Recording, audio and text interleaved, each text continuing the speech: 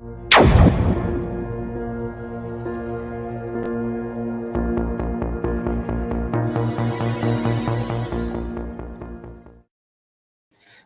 and welcome back to Productivity Talk by Asian Productivity Organizations. I'm Soon from the APO Secretariat, and I will be your host for today's session on the topic Post-COP28, Climate Change and Productivity Opportunity for Businesses. To our viewer, the topic for today is very interesting, and we will explore the connection between climate change and productivities, as well as opportunity for business development. Ladies and gentlemen, there has been increasing concerns about climate change and global warming, and scientists have stressed the importance of limiting global warming to 1.5 degrees Celsius above pre-industrial level to avoid catastrophic impact such as rising sea level, extreme weather events, and disruption in food and water supply. And there is an international climate summit, so-called COP, where world leaders gather every year to discuss about solutions to tackle climate change. The latest one, COP28, held in Dubai, underscored the urgencies of reducing greenhouse gas emission by 43% by 2030, requiring decisive action from both government and businesses. So join us and we welcome Dr. Tay Kah Soon from Singapore to discuss how climate change can, after COP28, can turn challenges into opportunity for businesses. Welcome, Dr. Tay. Oh, hi. Thanks for the privileged invitation to speak to the APO audience. And especially right now, I think climate change is a critical issue that we saw in Dubai. Even the desert is start flooding. And there were various heat waves from Greece to various countries in Asia. So yes, this is a timely agenda to talk about. Yeah, thank you very much, Dr. Tay. I think it's also very timely and relevant to our viewer also. So thank you very much for joining our P-Talk. So before starting, I would like to give a brief introduction about our speaker today. So Dr. Tay is the Group CEO of Global Catholic Advisory, Managing Director of South Asia, and CEO of the China-ASEAN Business Alliance. He advises on enterprise strategies, business model, intellectual property, capital raising, M&As, and public listing. Previously, he was the acting CEO and COO of the Singapore Business Federation and Group Director at Spring Singapore, overseeing multiple industry sectors. Dr. Tay also had extensive experience in M&A advisory, technological R&D, private equity, and internationalizations. He also chaired the UN Global Compact Network Singapore, advocating for the SDGs and ESG issues. So once again, thank you very much for joining us today. So Dr. Tay, I know that you have participated in many events and how many talks with, on climate change and sustainable development with many organizations, including, the government and different entities, public, private, something like that. So how do you get into climate change? Can you share with us? Oh, yes. Thanks for asking the question. And I was there at COP28 in Dubai, just giving a talk on ESG as well as carbon credits and the SME markets. So that is 2023 that was in there. And when they invited me, I guess they saw in my history that I was also with the UN Global Compact Network Singapore. I was also the chairman there previously. And I think rewinding back to when I first started, I started off in the Singapore government, Enterprise Singapore. Then it was named as the Spring Singapore. Environmental technology was the sector that I was focusing on. We were trying to focus on various subsectors of waste, water management, even down to waste, solid waste recycling, and also even alternative energy.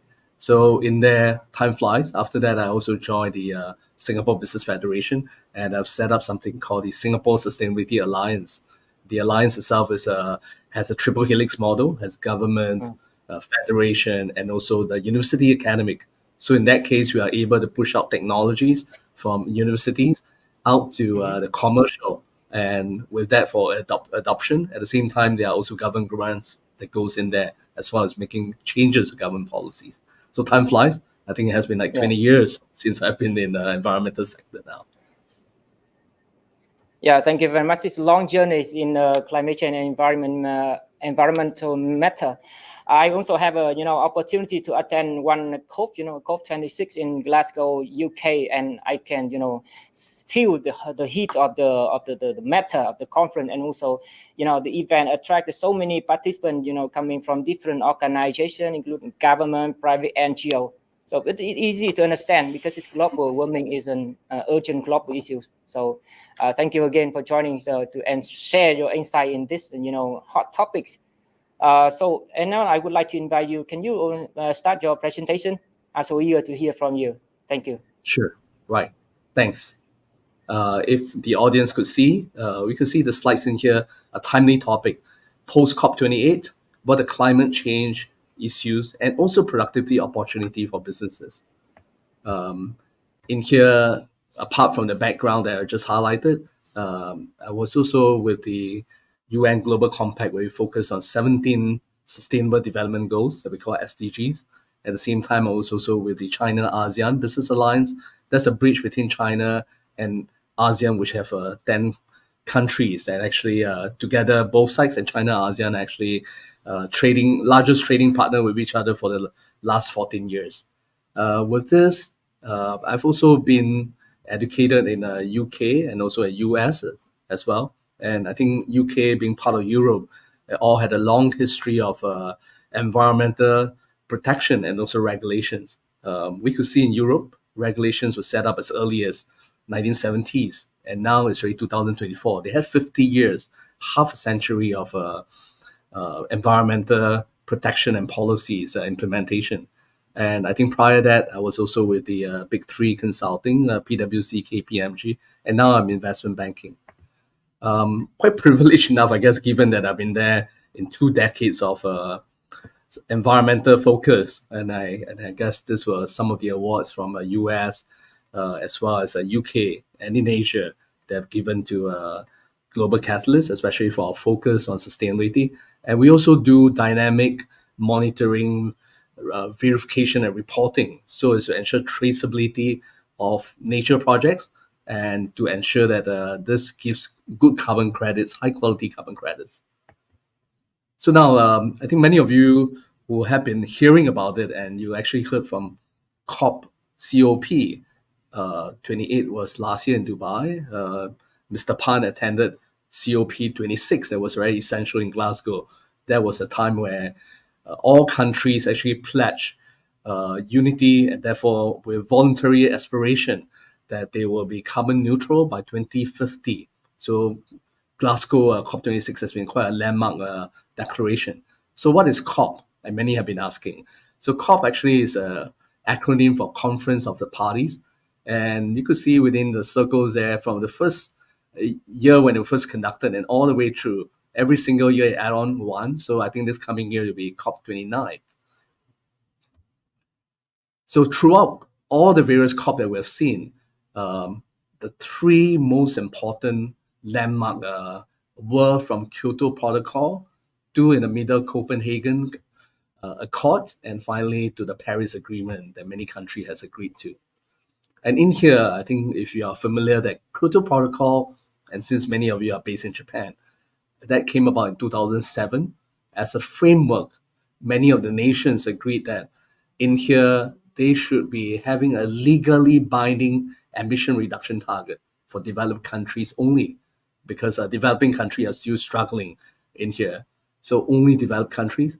But in here, it did not secure a universal support. In fact, US pulled out in 2001 for Kyoto Protocol. So with that, I think we advances to a Copenhagen Accord. And Copenhagen Accord by itself, it was the second time where countries came together and said, let's pledge in here not just reducing emission, but there was a need to also pledge from the rich nations 100 billion per year to the poorest by 2020. Right? With this, all nations agreed that they should not allow the average temperature rise to be more than 2%. And with this, I think most of them tried to agree, but it was still legally binding. So that was still a stumbling block. So that brings us to the third time where Paris Agreement came about. In Paris Agreement, they continued the part about pledging 100 billion annually to the poorest economies, and also no more than 2 degrees. This was also previously agreed in Copenhagen.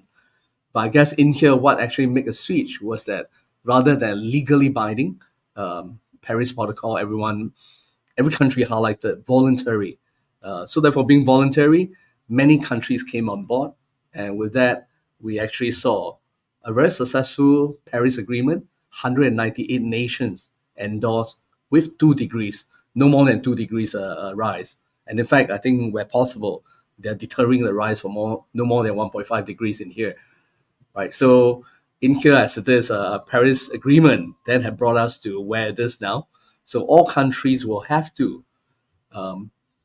adhere to their voluntary landmark, and in here, their voluntary emission target will have been called nationally determined contribution, and in acronym, it's called NDCs. And so many a times you hear most of the climate change advocates talk about all countries should not emit more than their NDCs, and with the NDCs, etc., carbon credits are obliged to. So that's the nationally determined contribution. And with on the right side, you will see the roadmap. To every 5 years, there will be a declaration, and they have to actually report back to the COP to highlight what is their progress. So there's a peer pressure to ensure countries' compliance. This was photographs I actually had taken from COP28, and this is from the Dubai website as well. You could see in Dubai itself, most of it was attended by most countries' leaders.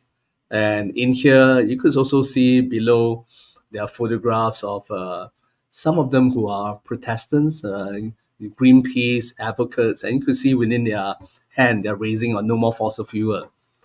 Even at the bottom right, you could see the banners on pay up on loss and damage.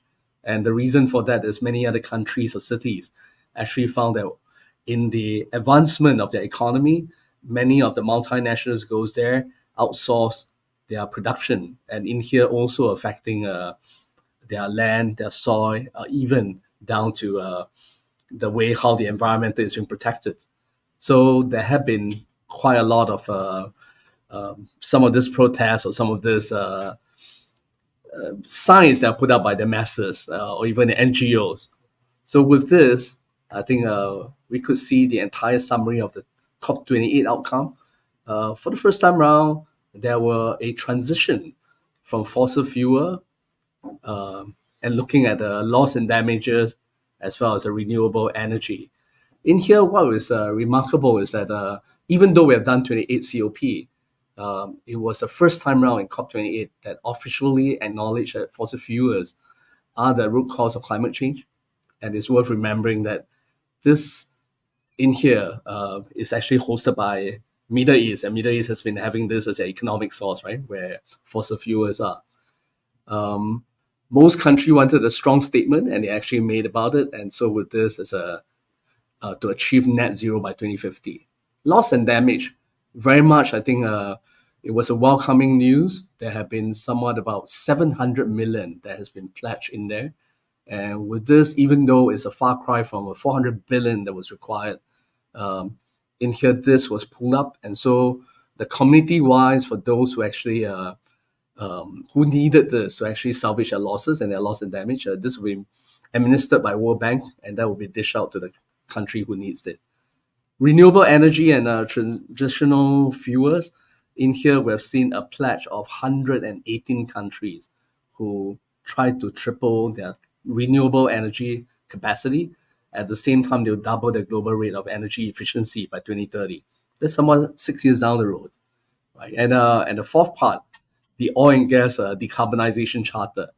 Over 50 national and international oil and gases company, representing about 40% of the global production, they signed a decarbonization charter. So that's quite earth-shaking in some way. The initiatives will then aim at net zero for all of these companies who rely on their carbon fuel, right? So this is itself quite an achievement for COP28. So having said that, let's look at the what are the revenue growth and potential of carbon credits and environmental sector, right? So in here, we could see this is a source from McKinsey Consulting. I think staggering it up, if you look at on the most right-hand corner, the top sectors, they are bringing in high potential carbon credits, and also in terms of zero energy transition. Transport is one of the highest. Second is buildings. And third will have been power. And you could see on the far left itself, still within the top 12 sectors, carbon management, carbon credits will be one of the new sectors that are up and coming. Carbon productivity of economy. I guess we are in here a platform where productivity is concerned. Many of the old traditional economists talk about having economic advancement requires fewer electricity, and it almost equates that the more consumption of carbon, the faster your GDP will actually be advances. But in here, I guess we see examples from this, quoted from a paper that is that looks into China, Beijing. Very much, they were having pollution issues, but they actually have switched over to solar panels, solar energy, and alternative energy.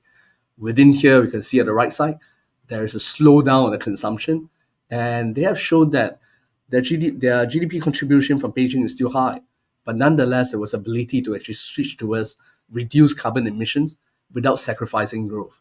And if Beijing is one of those that could be quoted for that, and I guess that's the other part that many other cities and economies can look at it. And in fact, China has been one of the largest solar panel adopters in the whole world, and also producer. And in fact, the scale adoption is so large from China that it equates with all the solar panel adoption from the whole world added up together, and it's still much lesser than what China has. Now, the other part about if we had established the fact that countries could actually reduce carbon consumption, at the same time, they could actually still advance their GDP, then companies, how does it work for them then? In here, we could see there's a carbon accounting and reporting of enterprises.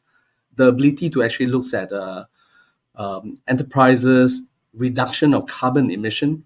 In here, very much through the UN and discussion of COP, there is a Scope 1 emission, which is directly related to companies. Scope 2, that relates to their related purchase or their acquired electricity.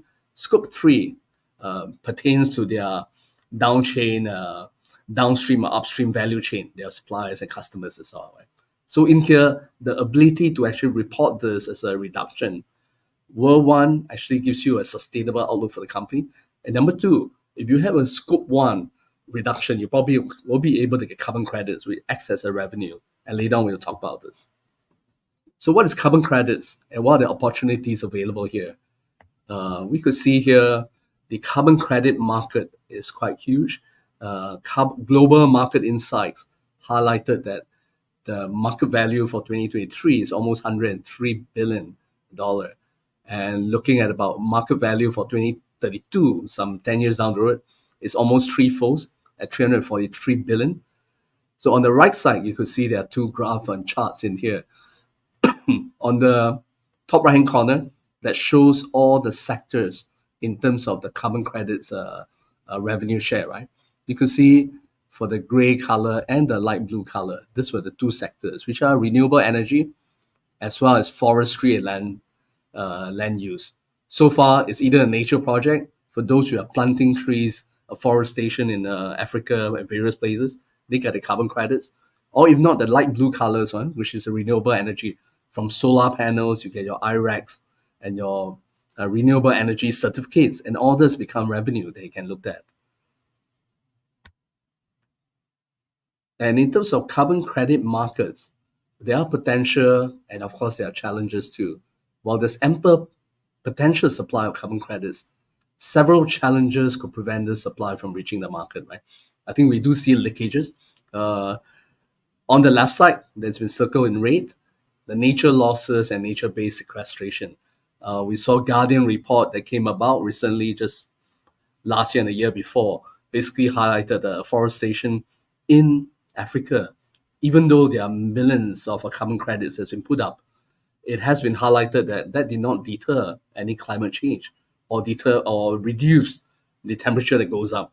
In fact, we saw where Dubai was still flooding and there were heat waves all throughout. So I guess that brings about some of these issues. And these issues also because sometimes the carbon credits can be double counted, or even the trees that have been planted could have been chopped off as well. So it requires new technology to trace it, and which later on we'll talk about too. And in here, maybe some of you who are new to this topics, and you might be asking the more fundamental. So what are carbon credits? So carbon credits are in markets actually unlock much needed capital in here. So basically, in order to reduce the carbon emission, you'll be incentivized for your projects. And in here with the projects, you're able to use a certification to go to the market and trade it off. So you get revenue back. And carbon credits could also be seen as offsets. The offsets actually means that maybe you have been consuming so much carbon emissions. So some of those who have been emitting, they required the offsets to neutralize their consumption. And even in compliance markets, some of them are carbon tax. They could also use the carbon credits, which they are generating, let's say solar panel, or even in planting trees. They're also able to use that to offset their tax as well. So what are the type of projects around? I think the 3 photographs here shows from, I think, afforestation, even down to at the villages, the ability to switch to something nature rather than consuming electricity. And of course, on the right side, science-based technology like solar panel.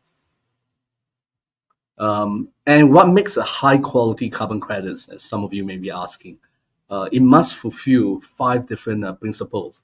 And in here, it must be real, represent genuine emission reduction. It must be 2, measurable. That is something within the productivity community you have easily understood. It must be quantified, accurate measurement tools.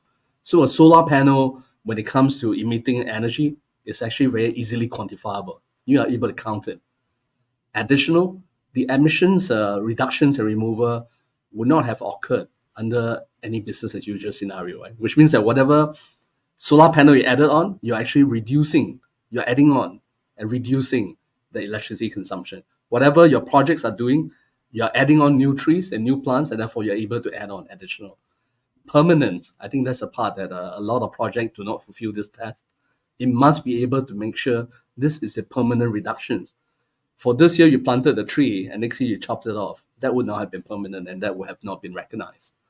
And on the 5th part, the last part, verifiable, a carbon cert needs to have an independent third-party auditor who comes in to actually certify it, right? And how are these carbon credit generated? If you business owners or you're a business professional here, your projects are developed with activities that allows you to reduce this. It may be solar panel, it may be recycling, and this emission, you need someone to verify it. Some of these audit bodies may be Gold Standard, Vera, etc. And if they come in, they certify it, and then therefore you're able to then, on the third part, the carbon registries will be able to issue these carbon credits and put on this amount that the auditing bodies actually has certified. And the 4th part, you see buyers will need to purchase from you. So once this buyer purchase from you, they need to actually retire the carbon credits so they do not double count. And this came back as a revenue to then, on the last part, you can see a recycle back that you can actually replow it back to new projects. So this helped the whole world in as a aggregate to reduce collective carbon emission. Then your next question will have been, then who are buying this carbon credits and why do they need to buy? So in here, more countries and corporates are buying carbon credits because either one, they're under the compliance market, because in the country itself, it's mandatory. For instance, in California market, it's a compliance market. So maybe the steel company or maybe the oil company, they're in compliance. They have to. Without which they do not purchase this, they probably will have to pay a higher tax in here. So the compliance market requires that. Voluntary market, this is a part where some of the companies actually find it's not mandatory, but nonetheless, they have done this voluntarily. So they are able to actually trade this off and actually have it as their extra revenue, right? So how much is the carbon credit prices? It's about $20 or $50 by 2030, and it really depends on the project. There are different type of carbon credits. A a mangrove swamp restoration of a deserted land. We have seen at our carbon credit market about $35 to $45 per ton. We've seen a normal planting of tree is merely just $5 to $10, right? Just a guideline. And who develops these guidelines for the voluntary carbon market, if you were to ask, right? In here, the integrity for suppliers of credits, we see the Integrity Council, Vera Gold Standard. On the buyer of credit side, we receive their VMCI, their science-based targets, etc., right? Okay, and I guess looking at this, many of us may say, hey, then what are these opportunities in here for nature-based carbon reduction? And what is productivity gain as well? This would have been an example coming from the nature-based, from farmland, afforestation, agriculture. In most countries, like Indonesia, in Africa, etc., farmers' agriculture contribute about 20 to 25% of their GDP. So in here, a sustainable farming practice by a forest, by actually planting new trees and plants, etc., you can see that in here they're able to actually generate sustainable management and carbon credits in here. On the right side, the graphs, you could see example of this from 2017 to 2019. New Zealand would have some of this issued carbon credits from $9 all the way up to I think by 2019, some average price is about $20, right? But in different countries of it, you can see Korea, it was merely at about $1, and then maybe a max of $1 each, right? So carbon credits are counted by tons, and it really varies because pertaining to your projects, in this case, quality of projects. Alternative revenue from biofuel or bio-waste conversion, you could actually use palm oil or some of this biofuel and generate that, and therefore that by itself could help you to reduce the greenhouse gas. At the same time, you could actually use the bio-waste and you recycle it, convert it, and then be able to recycle instead of using new materials. That also is a market that is growing, and that could also give you some carbon credits too. In here, some of the projects within farms and agriculture, they basically utilize circular economy. With circular economy, actually adds on from irrigation down to the crop production. They looked at food security of it, ensuring they are organically grown. And in there, they are able to put in IoT technology that will be able to see whether the tree has been cut off. At the same time, they put in satellite that can view the tree, and even down to RFID, as well as serializing the tree. So in this case, if any projects any trees have been chopped down and they are blockchain, it will invalidate the project or the carbon credits as well. Some of this sustainability and technology adoption that we saw are able to actually increase their productivity in here, especially in the farm. Cold chain management, because they actually have to from source of the farm in transporting these fruits or even down to various vegetables, etc. They might require a cool chain. In the cool chain part of it, there are RFID that actually follows the temperature all the way from the source to the reefer fridge and all the way down to the cool chain of a refrigerator. All here can be actually be monitored. Second part, in terms of the freight, this freight itself could also, because of shipping or airlines, also uses a lot of carbon. They could also look at a technology way to reduce it, patching it as well. Quality assurance, and there are also this part on using drones. Farmers looks after few thousand hectares of land, and in here drones were able to actually improve their productivity in terms of sites, surveillance, and even down to watering and irrigation, because drones are able to actually carry water sprinklers at the same time.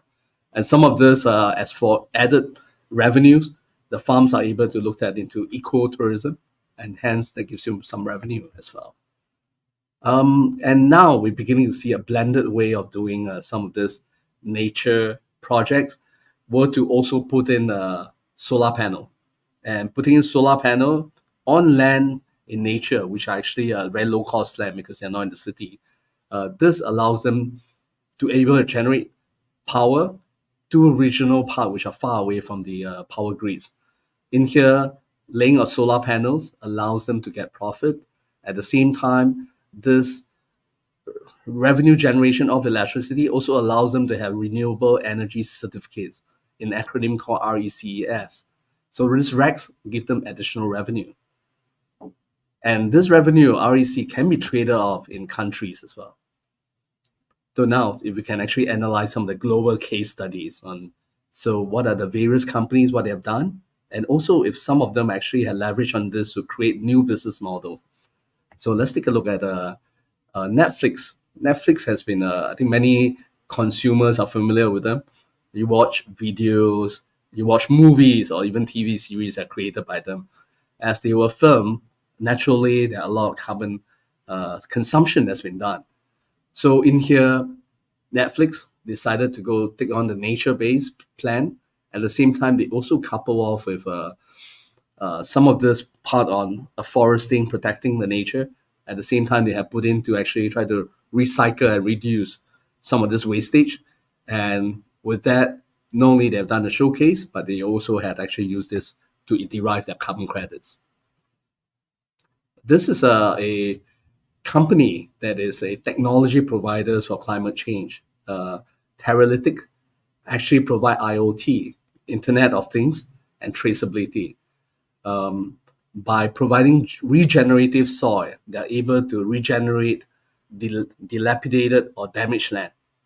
So in here, where the land have been damaged, they actually resurrected with this regenerative soil, right? At the same time, because of this, they were able to put in IoT to look at what is the condition and how fast it has been regenerated.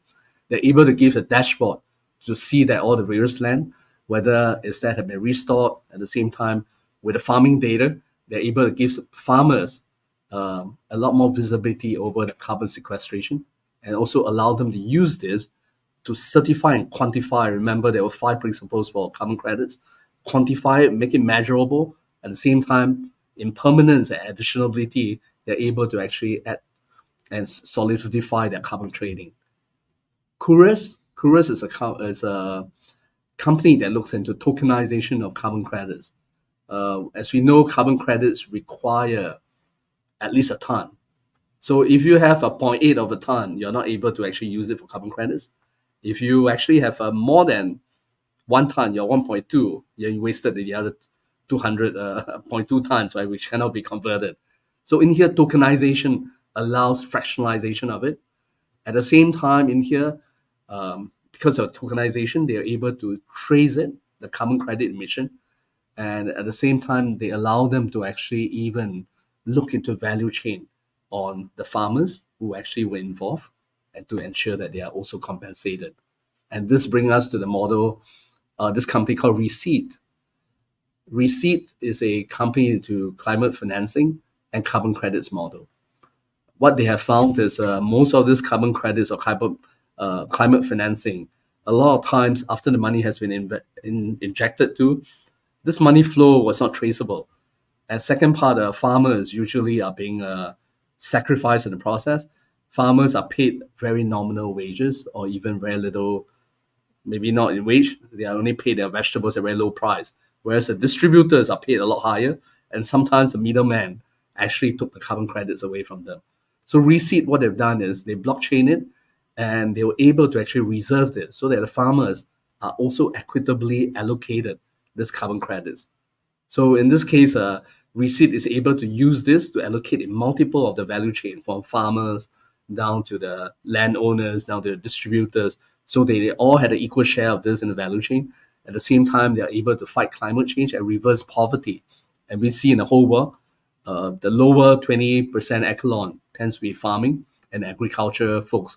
So by ensuring they had an equitable payment, usually you're able to reverse this poverty. Treeger, Treeger. Treeger actually connects tree funders, tree planters.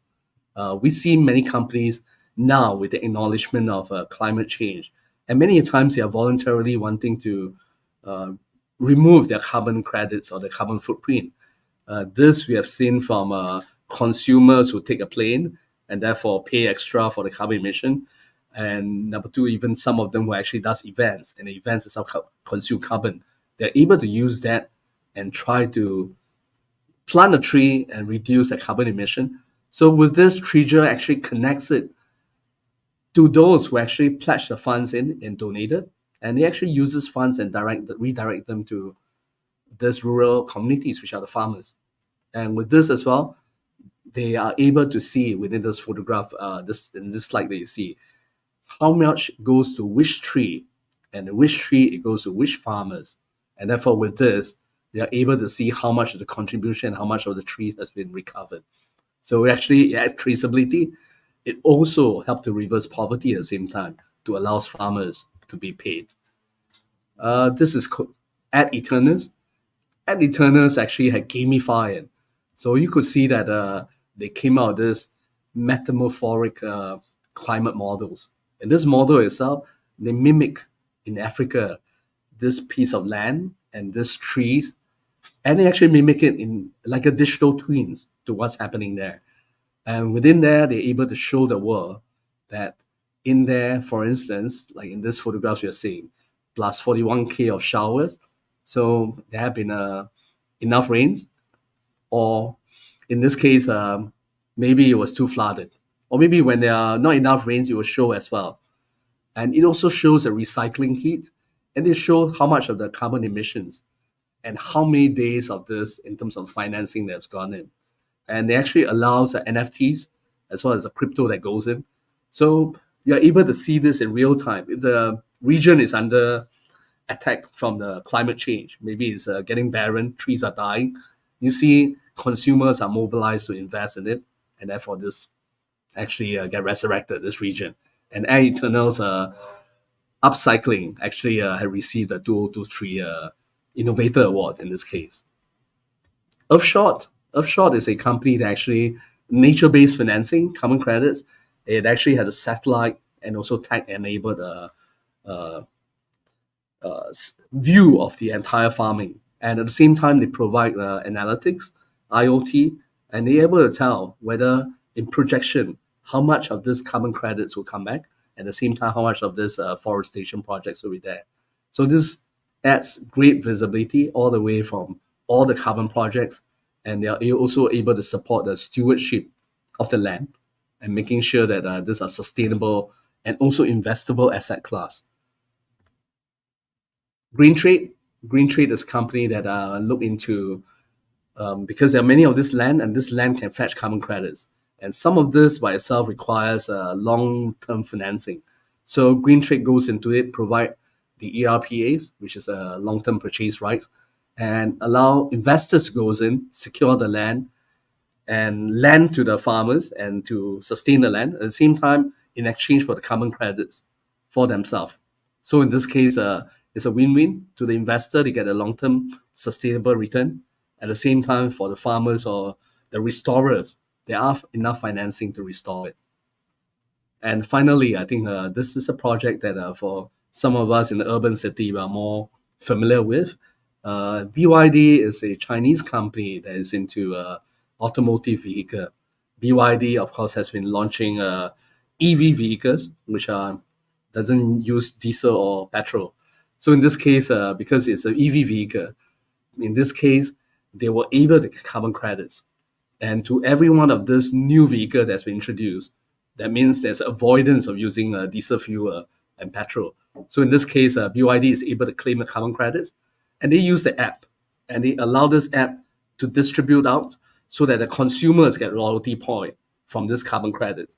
And that could actually allow them to exchange for some loyalties, gifts, and things like that. So that's a great example of how companies can make use of this to add on to your sustainability initiatives. Yeah. So I guess in summary, you'll be asking, so what do we learn from this entire discussion here? From economy point of view, Beijing example has shown us that economic growth need not be sacrificed to carbon reduction. It can actually go in tandem, hand in hand. Enterprise, from businesses' angle, you have been looking at it. Climate change productivity can be reached by leveraging technology, drones, Web3, IoT technologies, blockchain, traceability, and it provide high quality carbon credits. Third part, I know some of you are ESG professionals. ESG is actually about reporting, sustainable reporting. ESG, sustainable reporting, does not equate to decarbonization. You can report a lot about what you've done socially and also in terms of your environmental friendliness, but it may not decarbonize. So you need a nature-based solution, or you need a science solution to actually look at decarbonization. And financing, you could see an example that we gave. You can actually blend in from your capital investment to the land, government grants, using carbon credits. And so you have three sources of revenue to finance that. And the final part of a new business model, we have learned from there from green trade, Earthshot. Basically, they're able to generate new business model.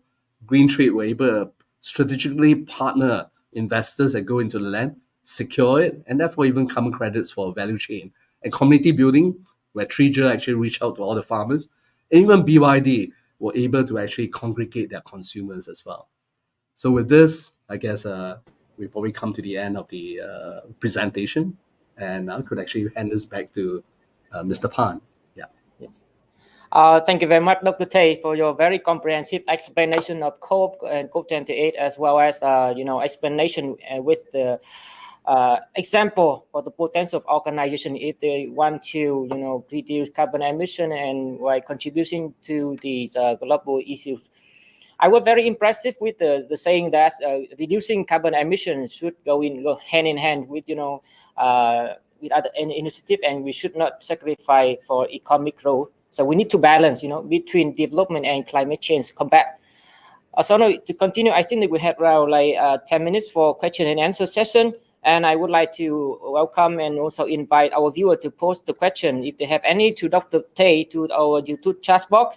And really would like to thank the viewer already, posted their questions to the YouTube chat right now, from Mr. Asioni Buana, Mr. Atix, and also Fatta, and also Dr. Tanvir, and Ms. Guiboy also. Thank you so much for your comment and also the questions. Perhaps maybe I would like to pick up the first question from Mr. Asioni Ubuana. Thank you so much for your question, sir. So this is the first question. Could you please provide example of company or sector that have successfully integrated climate-conscious strategies to boost their productivity and market position post COP28? Yes, Dr. Tay. Yes, I could. Yeah, I think there have been many sectors and companies that have been declaring their targets even way before COP28. For those who are listed in European exchange, we'll see many of them having to be compliant with the regulations there. Unilever actually have been pledging that they will be carbon neutral by 2028 previously, and then later on they actually have pushed back because they have to actually make sure that value chain. Unilever, if you're familiar, they had from household products, shampoos, soap, body lotion, etc. Some of these products by itself has a lot of derivatives coming from various parts, even palm oil. And some of this they have ensured traceability and wanting to ensure decarbonization as well. So they have been actually disclosing and sustainable reporting as well.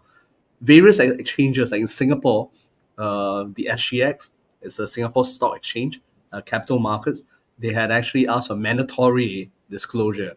So in here, any company that's listed in Singapore Stock Exchange, they have to disclose. They have a sustainable way to report what they have done in their sustainable, what do they intend to do, and onwards, right? But in terms of decarbonization target, that we have seen lesser. The reason is because calculating carbon consumption and reduction is probably not an easy task. And many of this actually is a forecast. And in this forecast, we've seen quite some aspirational or declaration from various countries, US, UK, and even Chinese companies are highlighting about their carbon reduction as well. But basically, I think you looked at all the mandatory stock exchange in Europe, Singapore, etc. Many of them will be the ones who actually have declared. Yeah. Hope that answers your questions.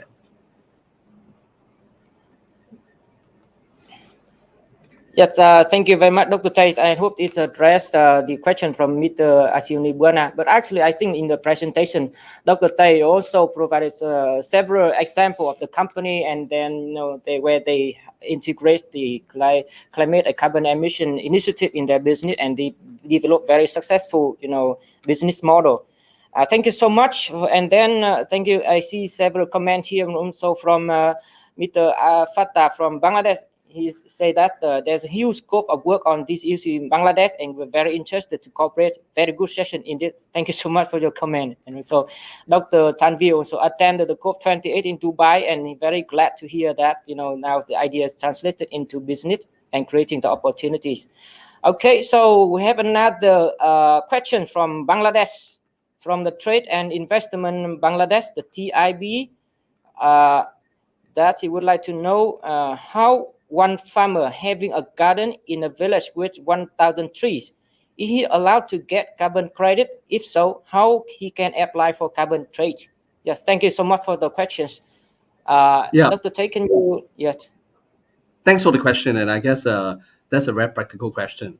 If you remember the five principles we have highlighted, if the village have 1,000 trees, and so one of the principle is you must have additionality. Additionality means that if you maintain a 1,000 tree as it was in the past, there was no new carbon reduction done. But if they actually were to plant another 100 trees, you are able to actually use 100 trees more to actually show how much reduction you have. That's one.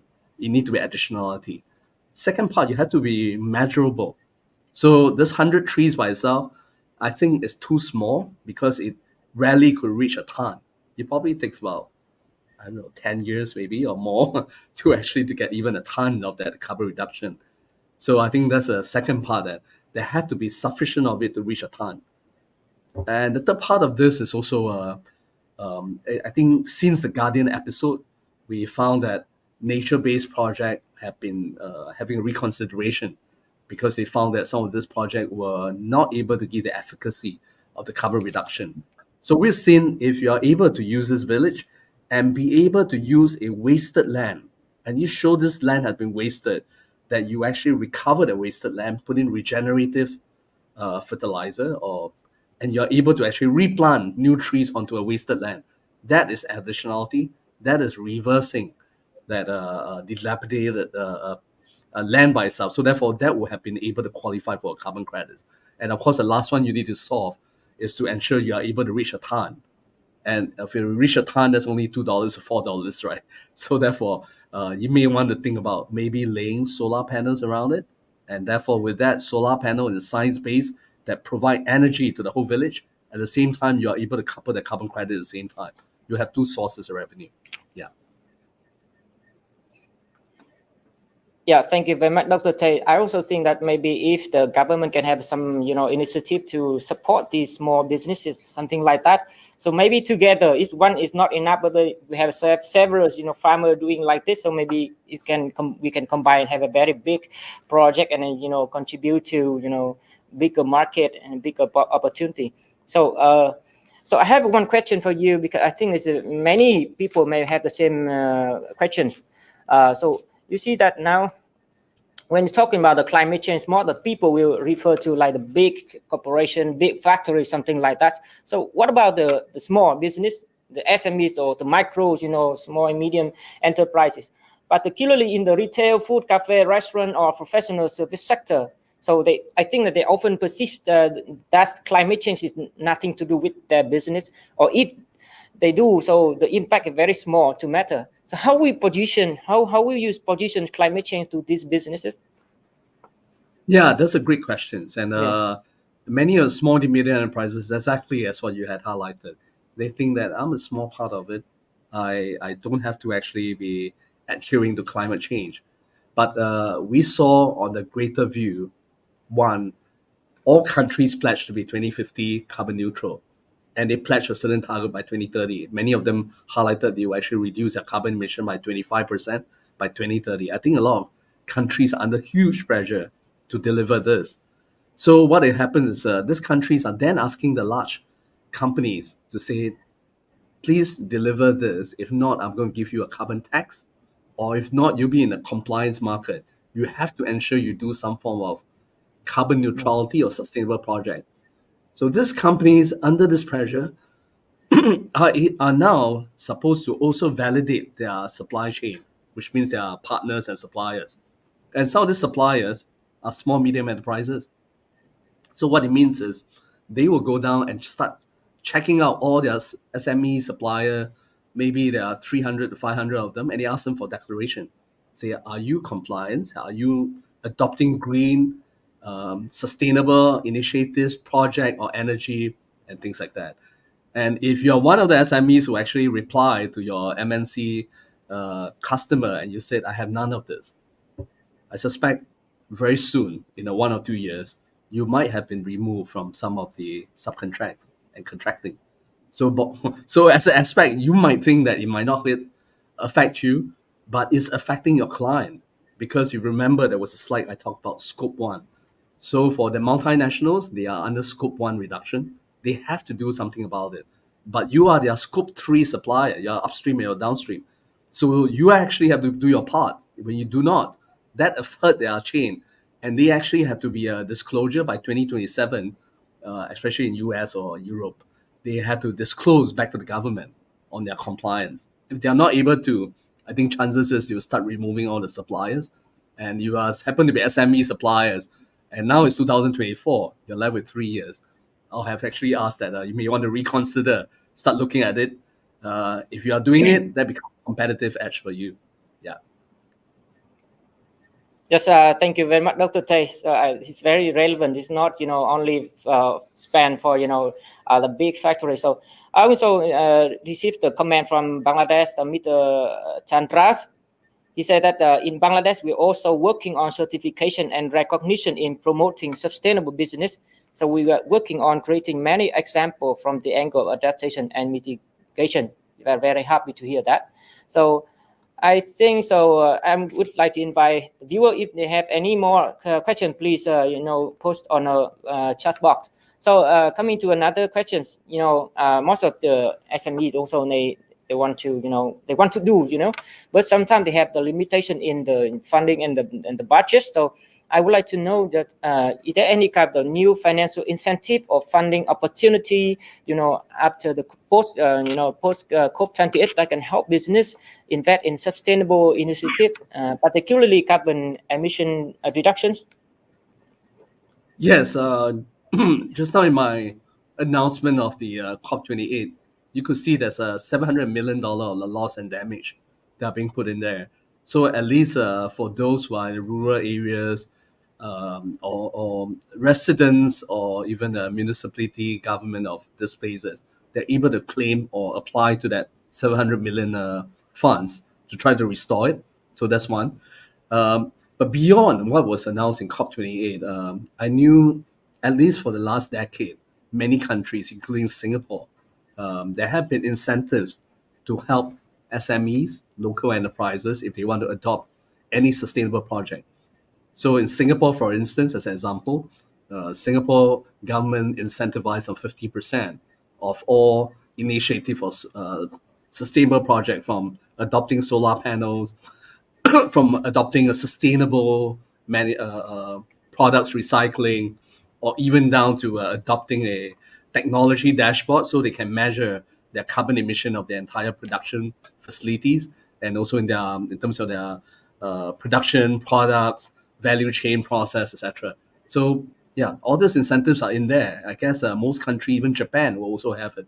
So I guess SMEs or companies who are now interested, and you realize that your multinational client might be validating you, I think I'll advise that you actually apply for these grants, materialize some of your sustainability project, and do it as soon as possible. Because in 2024, if you do it, it probably takes you about 1 year to materialize. It's 2025.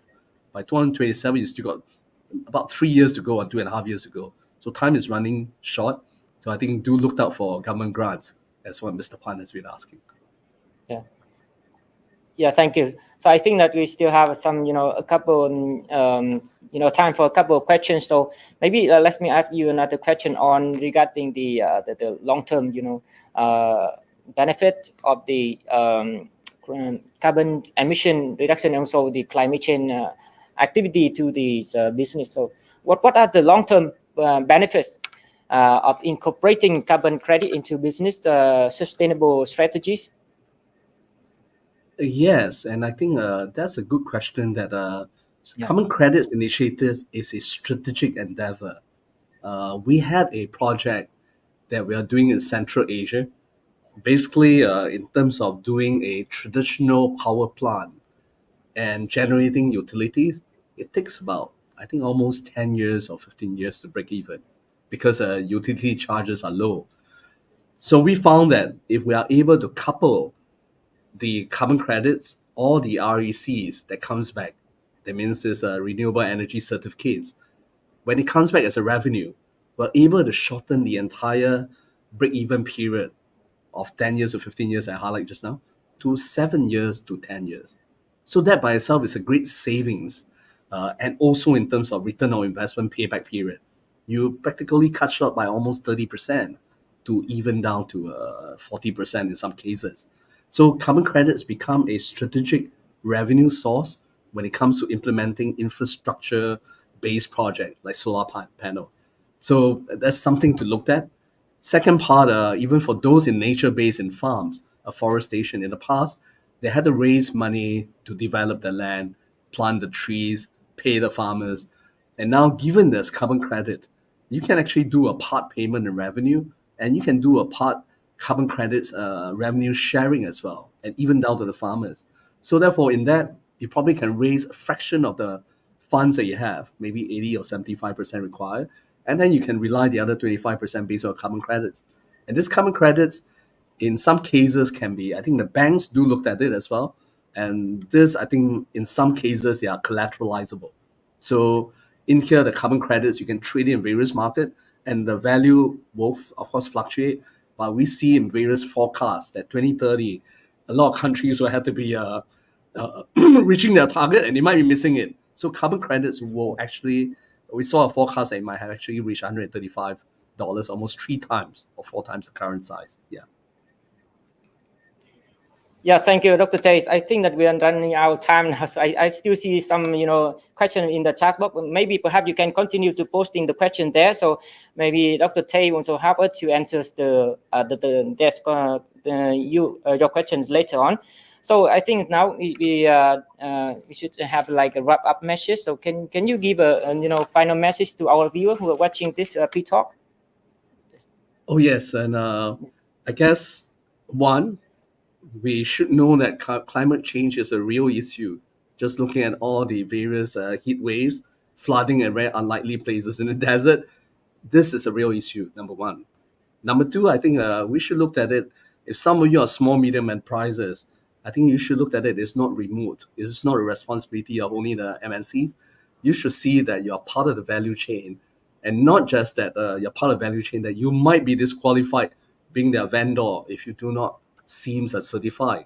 So therefore, do make sure you are sustainable certified in this case. And the third part, for many of you who are multinationals, even government, and even down to investors, we see a lot of green bonds, impact funds, green financing. Carbon credits is one of those returns that comes back and actually improve that yield for financing yield. So this by itself is something not to be ignored. And I guess the last part, in here, technology could actually improve the traceability and also ensure high quality carbon credits. I think this is something that even Global Catalyst, we actually looks into it, and we actually make sure we blockchain, use IoT and traceability. So in here, I think all in all, I think we should look at this at this generation.